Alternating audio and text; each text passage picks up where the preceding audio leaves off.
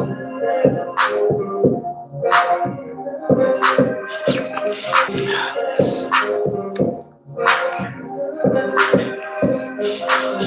to the Corner Store Podcast. Everybody, it's your boy OMD Deck 300, and we doing POV tonight. This lady right here is amazing. I gotta let her tell her story, who she is, what she does. She has an incredible message to tell. What's up, Light Slim? We got a listener right now, and I want you to introduce yourself. Okay, sure. What's up, everybody? I'm VAL FORENSIC GAL. How you doing out there? I'm so honored to be on the show. I'm glad Dexter has me on. What I do is I deal with cybercrimes, and the reason I do that is because I was severely hacked and I was not prepared for what came my way. They took over all my social media accounts. Wow. Yeah, it's a new form of identity theft. It's not new anymore, but it was fairly new when it happened to me over 8 years ago. Wow. Where they're replacing photos of my friends on Facebook with their friends, taking away some of my photos that are very identifiable to my features. Took over my Google accounts, my Instagram, my LinkedIn. So I make it a point now to share my story, and I went and got my master's in forensic psychology with a That's what I wanted to get at. What your qualifications were. Please list I had to lead into that. So I went and got my master's in forensic psychology with a concentration in cybercrime so that I could better understand what I was dealing with. Wow. The type of people I was dealing with, how their mind works, it's like once they're in, it's hard to get them out.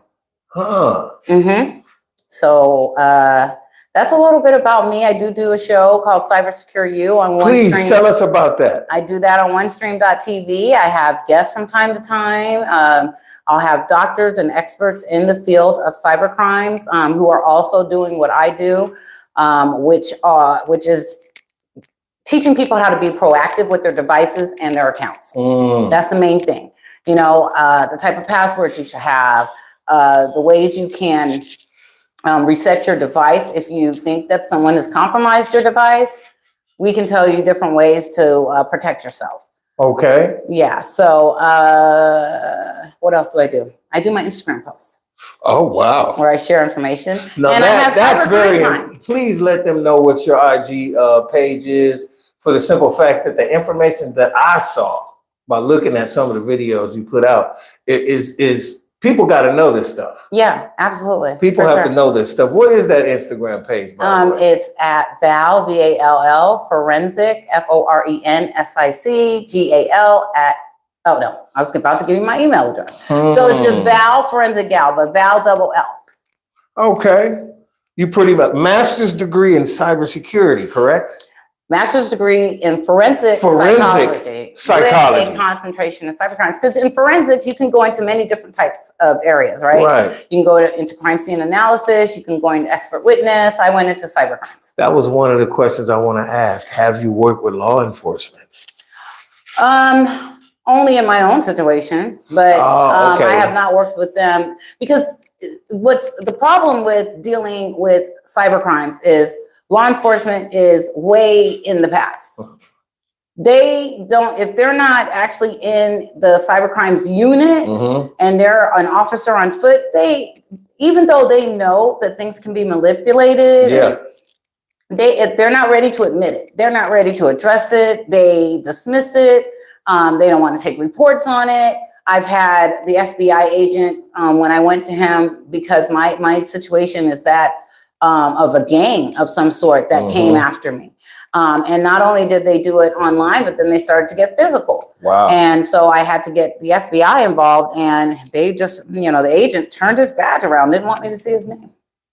Like, he was scared. I'm like, ain't that a... So how deep was this group that was trying to, I mean, how did that all start? This is the most intriguing story I've ever heard in my life.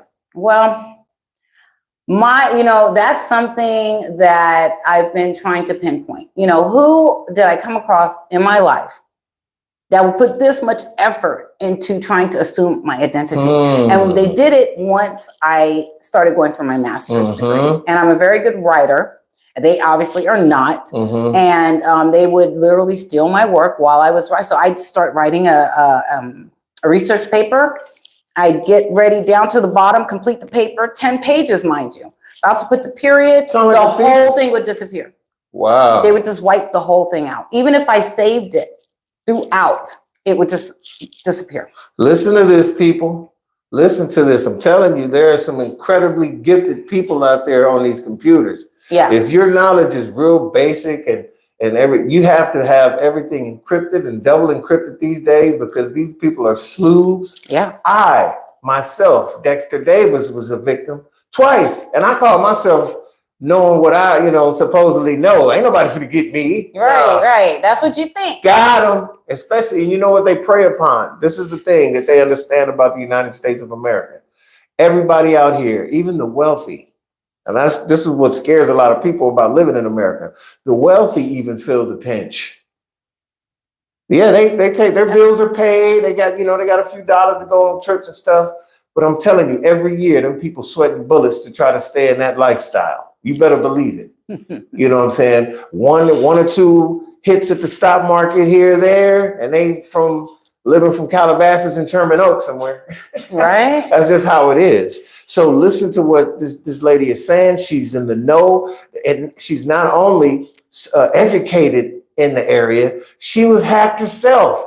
That shows you how amazing these people are. This shows you that even with the education, even with the know-how, you can be still guided by these people. You can still get compromised. If they truly want to get into your information, they can. Yeah. If they want to, you can make a very secure password, but there are apps out there that hackers use to basically decode that. Yep. And they're not decoding the letters, they're decoding the hashes. So it's not, you type it in and you think you're typing in your favorite food, plus where you were born, plus where you like to go. Right. And adding a couple digits at the end with exclamation mark. And they have programs that will go in and decipher that in like 2 seconds. That's crazy. Yeah. Oh, I didn't actually get a chance to write this down, but it just popped into my head. This is reported by the Shade Room, which is a great news organization, Black owned too, by the way. Yeah. And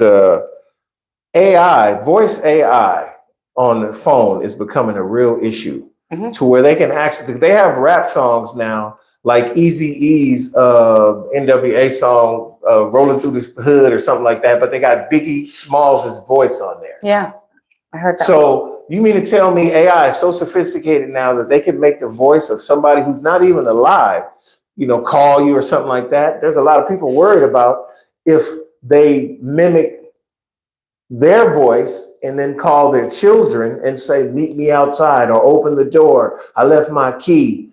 And then, you know what I'm saying? Yeah. And next thing you know, the kids, oh, okay, daddy, and come to the door and let somebody in who just mimicked them. People are getting really worried about that because it's not controlled. What do you think about that?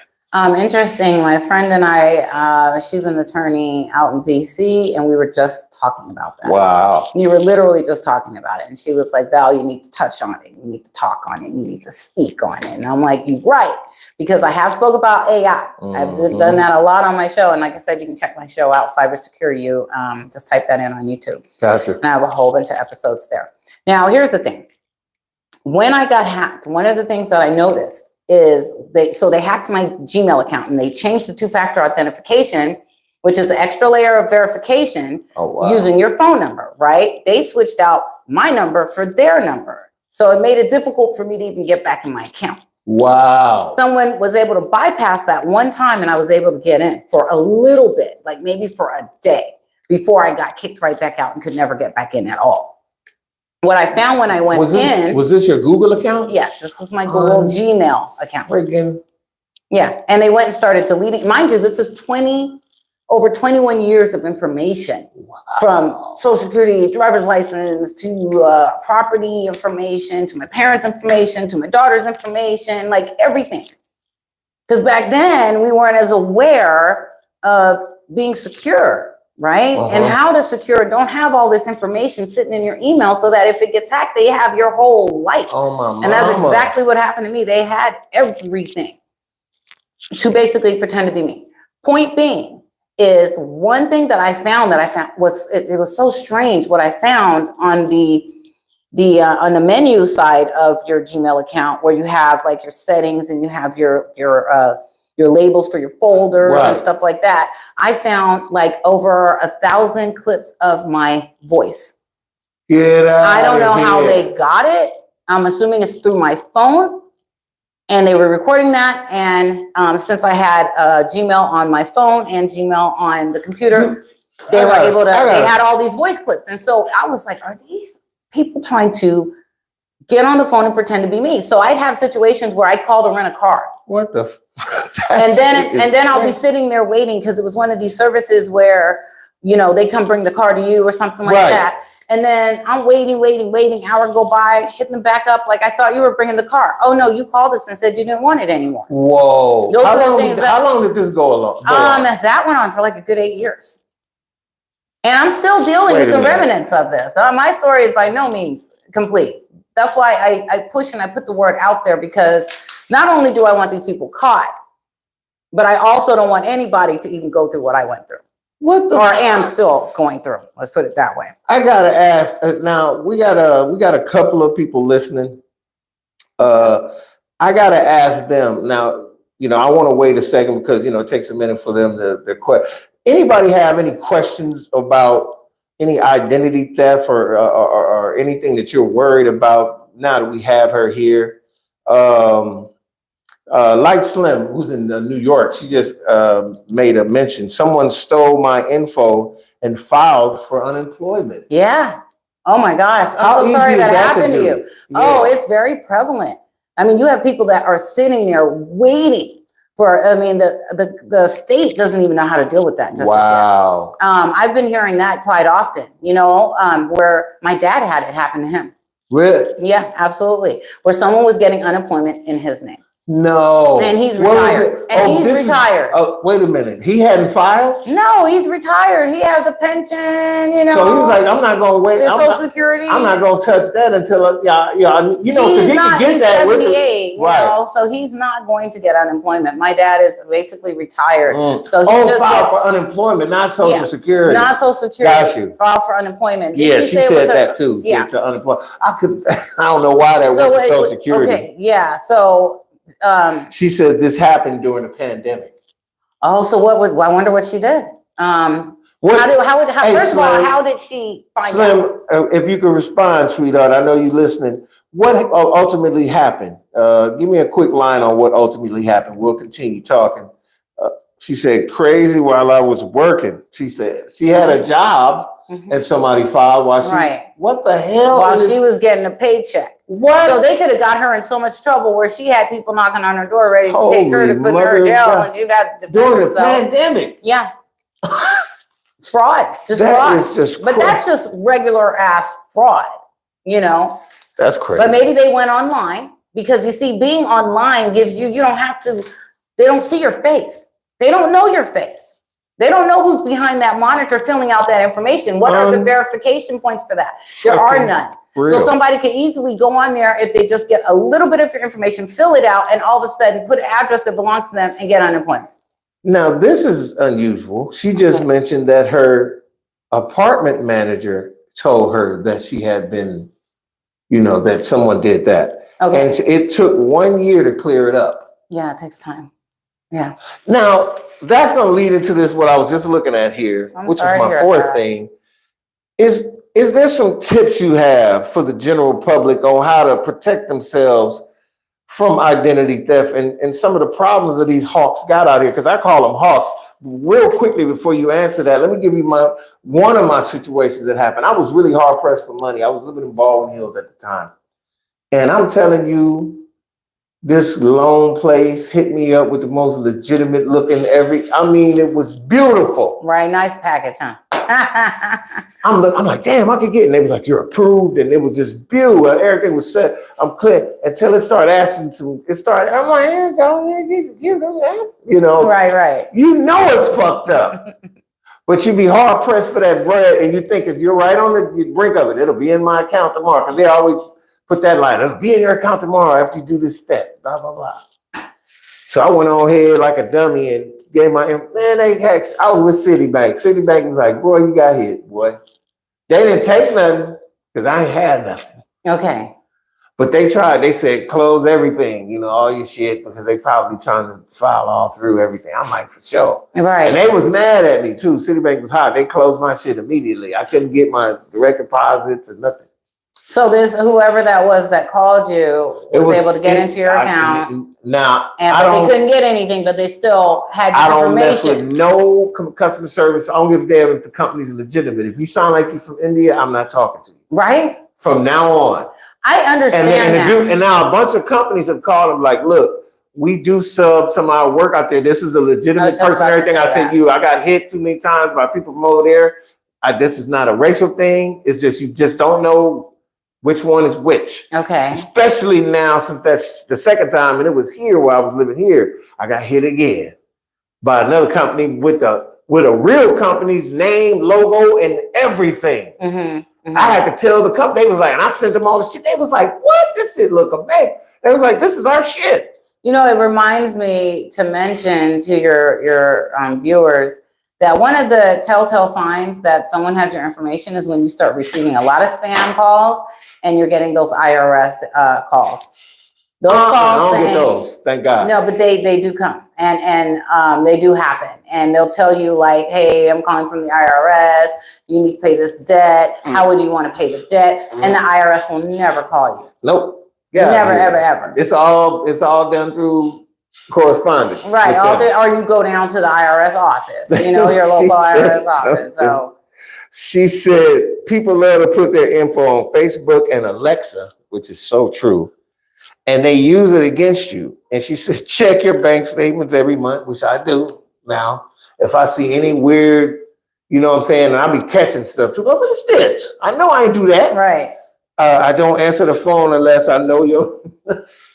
Right. No, that's real. She's not that's bullshitting. No. Because I'm serious. I do that. Ooh, I'm slapping shit out of my mic.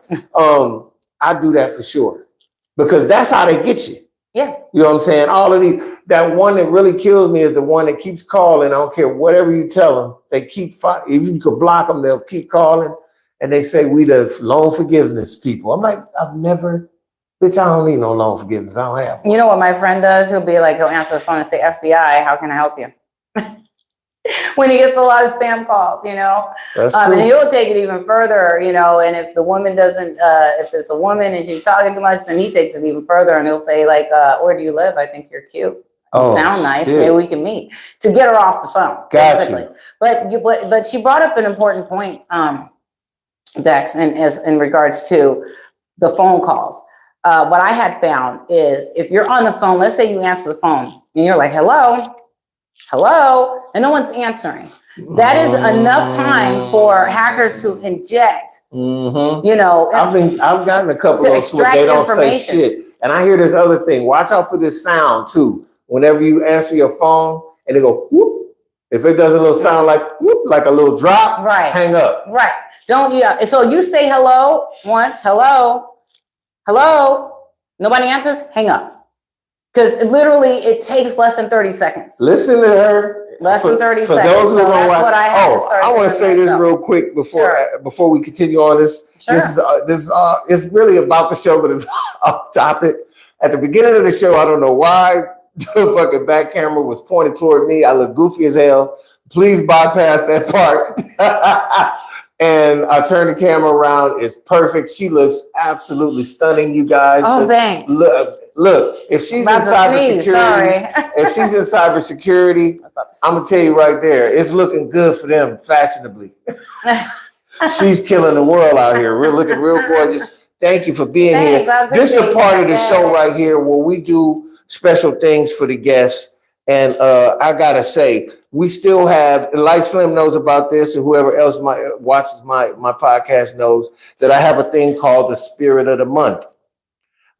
This is a spirit that you probably don't normally buy, that you probably should be buying if the price point is amazing, and also the quality of the liquor. And it is going to be But oh, what a pretty bottle. Strawberry lemonade vodka. I'm going to show it to the people out here. Look at that. That's beautiful. You know what I'm saying? I'm going to hand that to you. Oh, yes. That is for you. Oh, my gosh.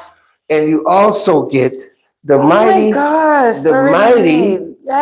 Store Podcast cups. Wow, that's beautiful. 2 of them. I love it. Obviously, you know, since you're driving home and everything, you ain't got to crack these. That one's kind of doity. Oh, you'd like for me to taste it for us? No, you don't have to. No, I will. It's up to you. I don't mind. I just won't drink a lot, but I will taste it. Podcast cups. Okay, thank you. Get 2 of them. Let me taste this real quick. See what's inside. And also, oh, the bottle is so cute. Why would you want to open it? We love our female guests. We love our female guests. What you had to say to us is very, very important. You're so sweet. That's for you. Let everybody see that. You know what I'm saying? I love roses. I absolutely love roses. Yeah. I hope you like them. Yeah, thank you. They're beautiful. That's what we do here in the Corner Store Podcast. We show love to our guests. They could be anywhere. They decided to come hang out with your boy. And that's what's up right there. That is what's up. Thank you so much. As we continue on, yes, I wanted to kind of pick your brain on why you chose this profession other than what happened to you in this situation. Had you had your degree before it happened or after? It's once I started going for my degree, my graduate degree is when it started. Okay. Like I started my degree in like October of 2017, I think. And it happened in November. Someone hacked into my grad school account. I couldn't receive emails. I couldn't correspond with my professors. They had to change everything up, passwords. I couldn't log in to the dashboard. I'd submit papers. They'd get unsubmitted. Somebody else would submit it. They would sell my work on academia. It was rough. I don't even know how I got through it, honestly, because I would have to write my assignments in the body of an email and then transfer it over to Word. Wow. Just to make sure that my work would not get erased or snatched from me. And then as soon as I did that, I had to immediately submit it. I couldn't work and go take a nap and then come back. Did you have any beefs with any students while you were in school? Did you do all your stuff at home, or were you on a campus somewhere? No, I was online. You was online? I was online. Huh. Yeah. How was your security on your computer? Obviously not that great for them to break it, but who are you using? Obviously we need to know that so we can stay away from that. Was it Norton or anybody like that? At the time I had McAfee. And McAfee is one of the best.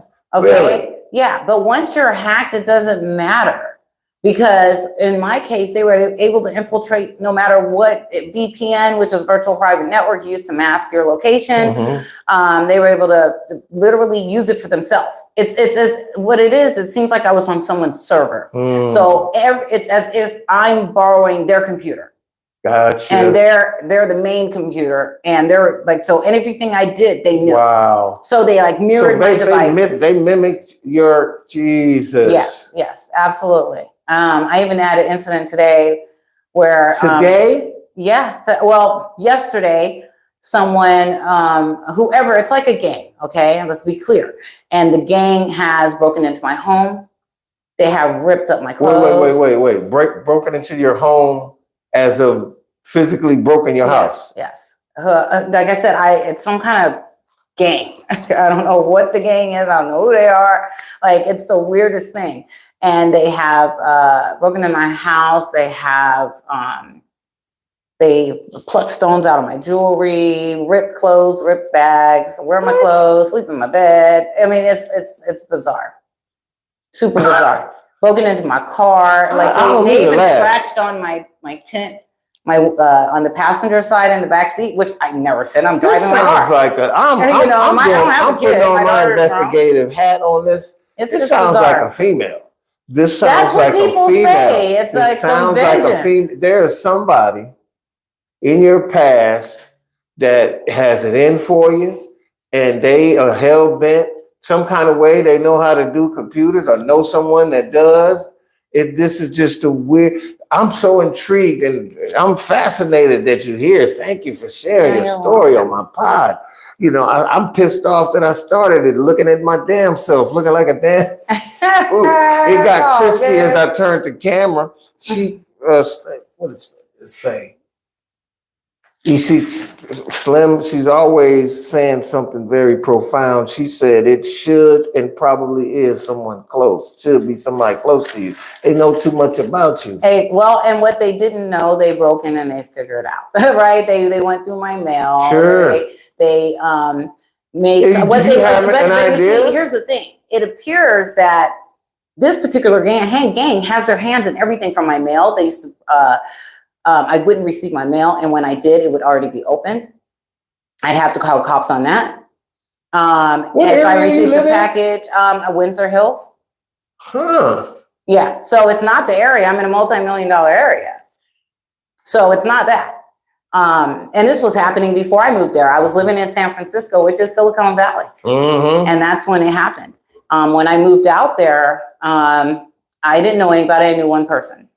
And I met people as time went on, right? But I used to dress different. You know how we LA people are.